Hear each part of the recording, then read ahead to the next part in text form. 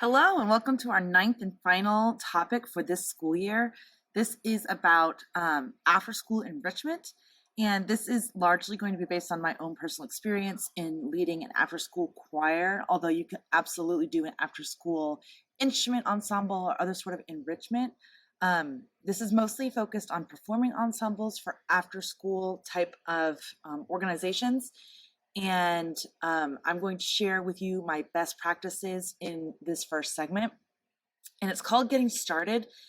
Even if you already have kind of an after school program up and running, there might be some tips in here that I share that you haven't considered before.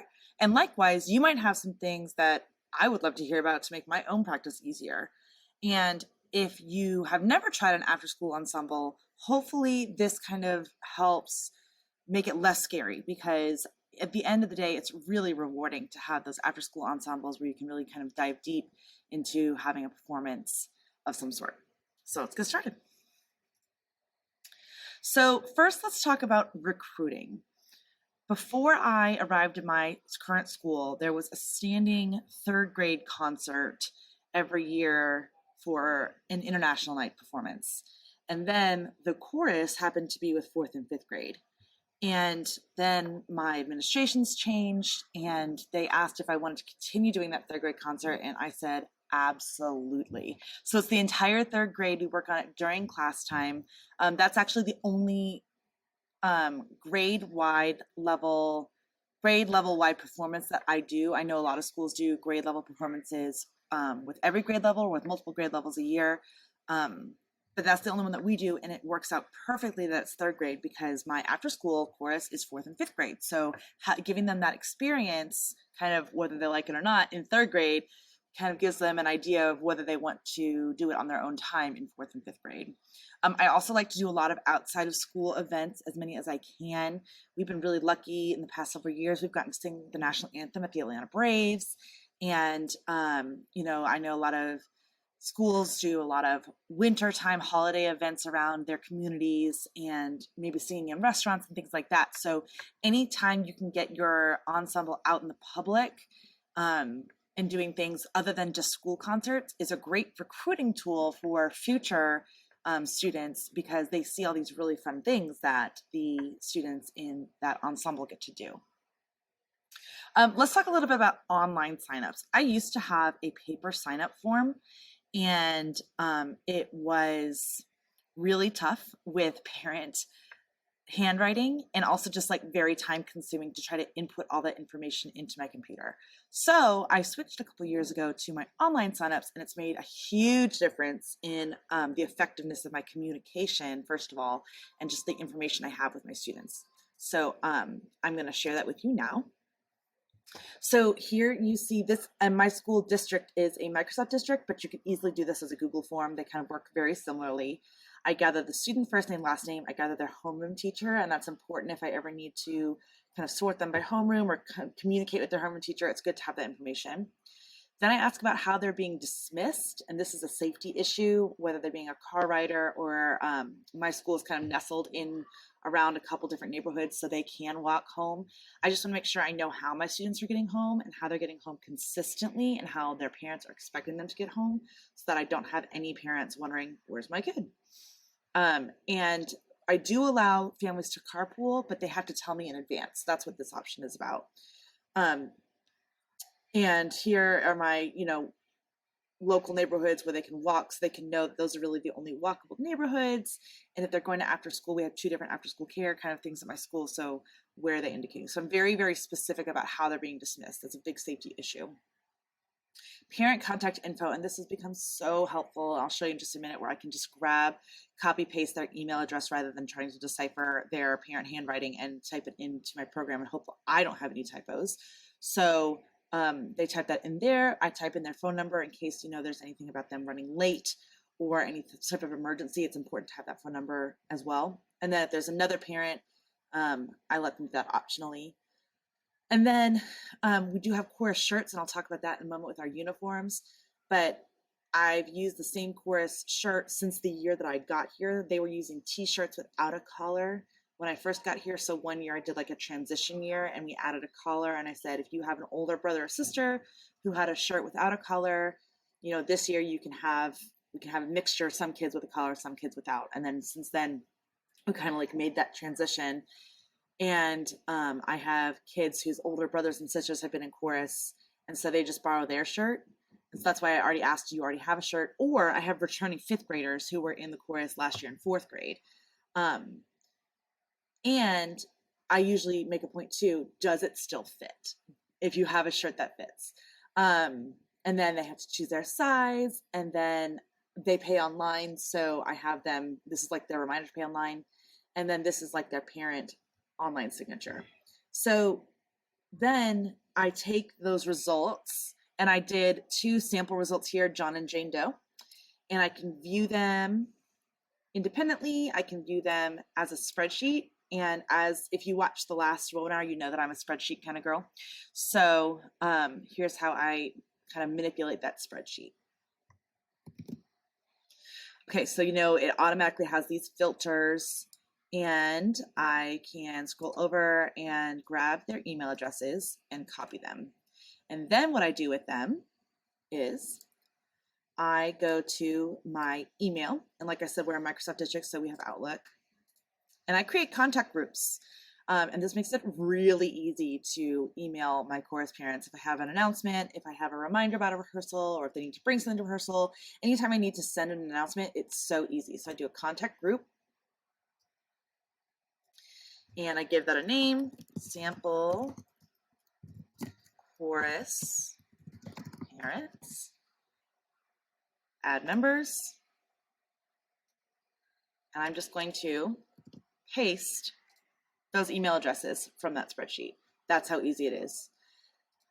And there you go. So now when I try to do a new email, I'll go to BCC and I'll just type in that distribution list. And there you go. I usually do BCC the parents for their own privacy. I know that not a lot of parents want everyone else to have their communication information. So out of respect for the parents, I usually do BCC. And then my students in the past couple of years, since COVID especially, have gotten really good at checking their own email. So I create a distribution list for the students as well, so that any email that goes to parents, I also send to students, so they also have all the information. Okay, for finding and choosing repertoire, I have kind of scrounged a lot of different places. I've used music from our school's textbook series. I've used music that I have seen at share sessions at GMEA. That's a great place that I get new repertoire ideas. And in my district, we also have a sharing library where we provide the information of what musical scores we have in our school libraries, and we can send it through inter-office mail to other teachers in the district. So if you have a large district, this is definitely something you can consider. If you have a small district, maybe you can consider reaching out to music teachers in surrounding districts and see if you can do some sort of repertoire exchange. You can also reach out to if you are an elementary school teacher, you can reach out to your middle school feeder and see if they have any recommendations, if they have any pieces maybe that they have found that have been too simple for maybe their 6th grade choir and can let you borrow. That's another great resource. For accompaniments, I've used different sources. I myself am not a piano player. I had to take the proficiency test in college, and that was a struggle. So I can plunk out a melody from my chorus, but when it comes time to perform, I'm not the gal. Hopefully many of you are, and that's an option too, is to accompany your own group. If you're not able to do that, even if you are able to play, but you're not able to conduct and accompany at the same time, there is surely someone in your community, I would be willing to bet, who can be up to the task. So in my experience, I have found teachers in my own building who have been willing to accompany me. Students' parents have been very willing to accompany me. And I've been very, very lucky in my experience that they've all done it on a volunteer basis. And I've never had to give them any sort of stipend, which has been very generous of them to give up their time and talents for our groups. So different options if you're not able to find or afford a professional accompanist in the community. Think kind of outside the box for other ways that you can find accompaniments.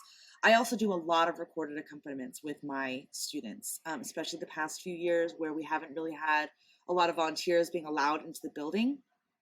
I did a lot of recorded accompaniments, and sometimes, depending on the song, I prefer the recorded accompaniments because they have different instruments and different sound effects that I wouldn't be able to replicate in a live performance.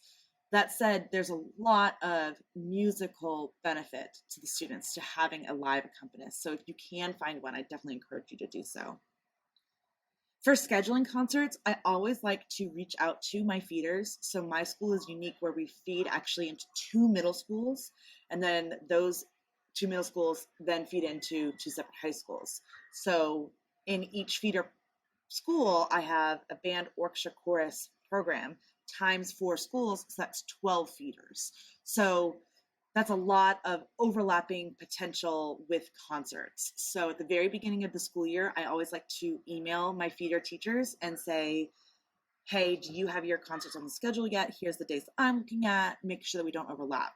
This is because I have a lot of families who have older siblings who've gone on to continue with band, orchestra, chorus in middle school or high school. And I don't want to put any parents in the position of having to choose between taking their kid to the elementary concert and going to see their kid in the middle school concert. So I try to schedule that in a way where it's not overlapping with other schools' concerts. That said, that can be tricky because a lot of people like to have their end of the semester concerts all around the same time. So see if you can kind of communicate and work that out logistically with your feeders. And then for uniforms, I've seen a lot of different teachers do a lot of different styles of uniforms. I mentioned earlier that we have a shirt, and that I charge my students for if they want to join chorus. It's a $15 charge, and that's the only participation fee I charge. And if they have a shirt in their possession already from an older brother or sister or a neighbor, they don't have to pay anything. I've seen some schools where the uniform is wear a white shirt and black pants, where they don't even have to purchase anything. And then on the other hand, I've seen some schools charge a participation fee for chorus, and that participation fee goes towards buying copies of octavos and things like that for your chorus. So you kind of have to look at your budget and look at what your community can afford and is willing to pay for when you're kind of thinking about what your uniforms want to be.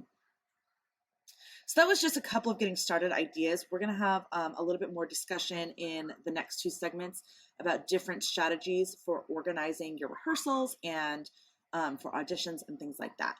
So hopefully this has inspired you to give it a try next school year for an after-school enrichment program. And again, if you had any ideas that you do for organizing your ensemble after school that I didn't mention here, please feel free to share because I can always benefit from learning from you as well. So this has been segment 1, getting started.